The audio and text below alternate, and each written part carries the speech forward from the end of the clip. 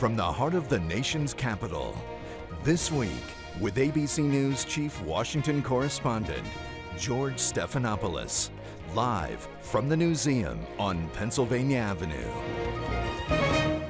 Is this the endgame on health reform? Will anyone win the battle between the White House and Fox News? And has the Attorney General effectively ended an era of prohibition with his announcement this week on medical marijuana? The roundtable is right here to tackle all that and more today, including some breaking news out of Baghdad. More than 100 killed and 500 wounded in twin suicide bombings aimed at government buildings right in the heart of the Iraqi capital. But let's begin by checking with both sides in the Senate. We have Democrat Claire McCaskill and the Republican leader of the Senate, Mitch McConnell. And Senator McConnell, let me begin with you. Your counterpart, the Democratic leader in the Senate, Harry Reid, has been working the phones for the last several days. He believes he's a day or two away from getting the 60 votes he needs to break any Republican filibuster of health care reform. Is he right? And does this mean that health care is going to pass this year? Well, I think we'll have to wait and see. We do know that we had the first vote in the health care debate last week, and there was a bipartisan majority, 100% of Republicans and 13 Democrats agreeing that we should not borrow $250 billion at the outset. In other words, not send a bill to our grandchildren in the very first vote of the health care debate. So we'll see how it unfolds. So much of this is centered right now, so much of the debate is centered right now on this issue of the public option. The latest iteration that Senator Reid is working on is that he would set up a national program, but states would have the ability to opt out of the program. And it comes as the New York Times is reporting this morning that small businesses are going to face an increase in their health insurance premiums of 15% next year, 15% on average for small businesses. Given that, doesn't it make sense that there be a public health insurance option to compete with the private insurers?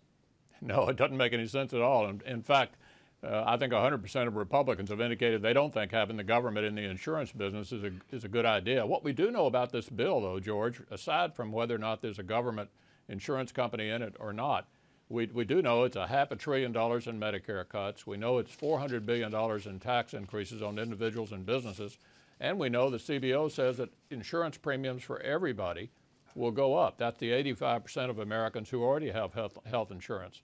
So wholly aside from the debate over whether the government gets into the insurance business, the core of the proposal is a bill that the American public clearly does not like. It comes, though, at a time when also it appears that your party is facing more political trouble than you've had in years. We had a new poll out of ABC News this week showing that only 20% of Americans now call themselves Republican. And when we ask the question, who do you trust to take the country in the right direction, 49% of the country said President Obama. Only 19% said they trust congressional Republicans to take the country in the right direction. If only 19% of the country believes that you can take them in the right direction, isn't that a sign that you're doing something wrong? Look, the Gallup poll, which is out there every day, the oldest poll and most respected poll in America, asks the question that really makes a difference, and that is the question, if the election were held tomorrow, who would you be more likely to vote for, the Republican candidate for Congress and the Democratic candidate for Congress? Last November, not surprisingly, my party was down 12. 2 weeks ago, we were down 2.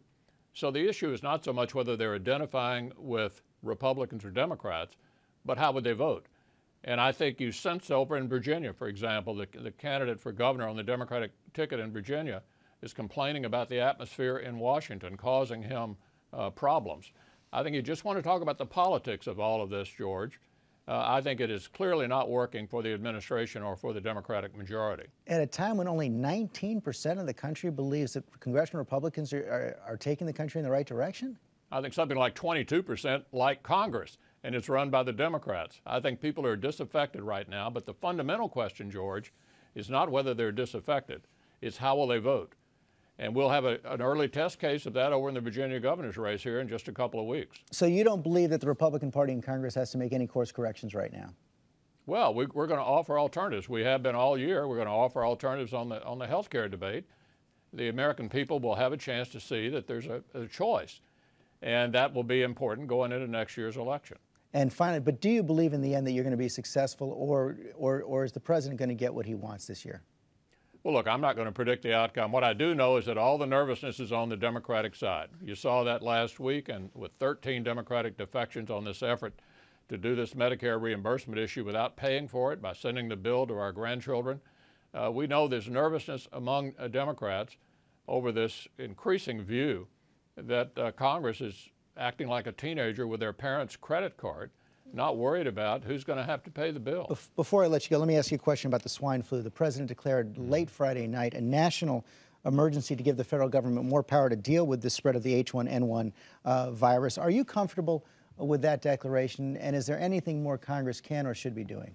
Well, the administration tells us that we've given them all the authority and all the money they need. So if they need anything additionally from Congress, I know we'll be happy to provide it on a totally bipartisan basis. Okay, Senator McConnell, thanks very much for your time this morning.